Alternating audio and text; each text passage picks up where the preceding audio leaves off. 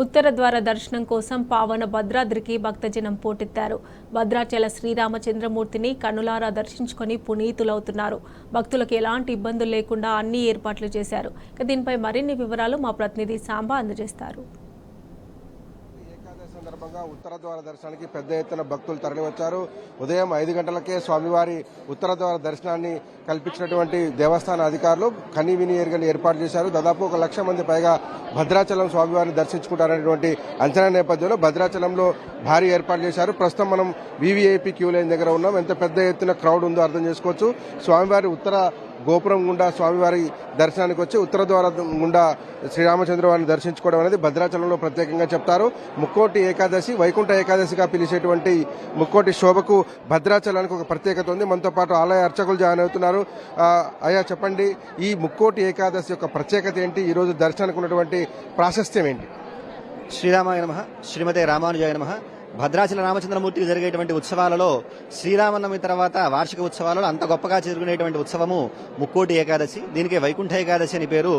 అదే కాకుండా వైకుంఠ ఏకాదశి ప్రయుక్తంగా ఇక్కడ అధ్యయనోత్సవాలని చెప్పేసి చేస్తారు. వైకుంఠ ఏకాదశిని మధ్య మణిపూసగా భావించి ముందు జరిగేటువంటి 10 రోజులకు పగల్పత్తుత్సవాలని, ఆ తర్వాత జరిగేటువంటి 10 రోజులకు రాపత్తుత్సవాలని, మరొక 3 రోజుల విలాసోత్సవాలు మనకి 8వ తారీఖు, జనవరి 8వ తారీఖు విశ్వరూప సేవ అనేటువంటి కార్యక్రమంతో ఈ వైకుంఠ ఏకాదశి ఉత్సవాలు మనకి పరిసమాప్తం అవుతాయన్నట్లుగా భావించవచ్చు. మొత్తం సుమారు ఒక 27 రోజుల పాటు జరిగేటువంటి గొప్ప ఉత్సవం ఈ వైకుంఠ ఏకాదశి ఉత్సవము. మనకి ఈనాడు వైకుంఠ ఏకాదశి నాడు ఎవరైతే స్వామివారిని దర్శిస్తారో ఉత్తర ద్వారంలో వారికి ముక్తి లభిస్తుంది అని మనకి పాంచరాత్రాగమం చెబుతోంది. గరుడారూఢ విష్ణోస్తు సేవాముక్తి ఫలప్రద అంటూ. కాబట్టి అటువంటి గొప్ప ప్రత్యేకత ఈ వైకుంఠ ఏకాదశికి ఉన్నది. అంటే ఈ వైకుంఠ ఏకాదశి ఎలా ఏర్పడుతుంది అంటే సూర్యుడు గనక ధనుర్రాశిలోకి ప్రవేశిస్తే వచ్చేటువంటి శుక్ల ఏకాదశికే మనకి వైకుంఠ ఏకాదశి అని పేరు.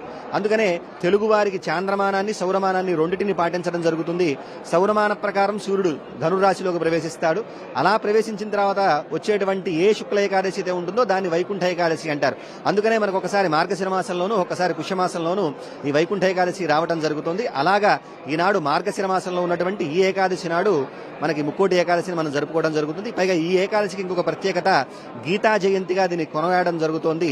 మనకి భగవద్గీత భగవానుడు ఉపదేశించినటువంటి రోజు ఈ రోజు, అలా భగవద్గీత పుట్టినటువంటి రోజు కూడా ఈ రోజు. కాబట్టి రెండూ కలిసి రావడం అనేది చాలా విశిష్టమైనటువంటిది.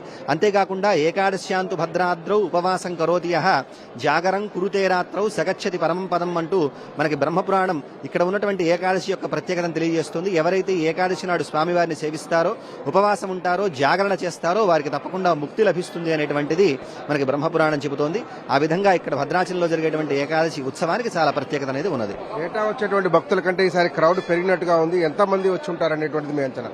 సాధారణ కంటే సుమారు దాదాపుగా ప్రతి సంవత్సరం కూడా వేలల్లోనే వస్తుంటారు. దానికి మించినటువంటి జనాన్ని ఇప్పుడు మనం చూస్తూ ఉన్నాము.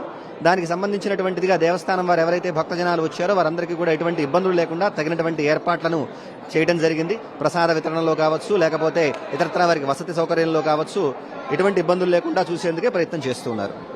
సార్, పెద్ద ఎత్తున తరలివచ్చిన భక్తులందరికీ కూడా పూర్తి ఏర్పాట్లు చేశామని చెప్తున్నారు.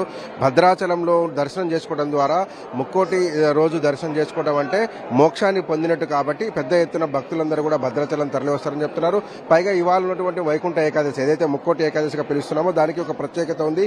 గీతా జయంతిగా చెప్తున్నటువంటి ఈ జయంతి రోజు నాడు అట్లాగే ముక్కోటి కూడా రెండు కలిసి రావడంతో భక్తజనం అంతా కూడా భద్రాచలం తరలి వచ్చి స్వామివారి దర్శనం చేసుకుంటున్నారు. క్యూ లైన్లు వీవీఐపీ క్యూ లైన్లనే ఇంకా దాదాపు 3-4 గంటల పాటు సమయం పట్టే అవకాశం ఉంటుంది. అది కాకుండా ఉచిత దర్శనాలు, ₹100 దర్శనాలు కూడా ఏర్పాటు చేశారు. ఆర్జిత సేవలన్నీ రద్దు చేసి స్వామివారికి కేవలం ఉత్తర ద్వార దర్శనం ద్వారా మాత్రమే దర్శనం కల్పిస్తున్నారు.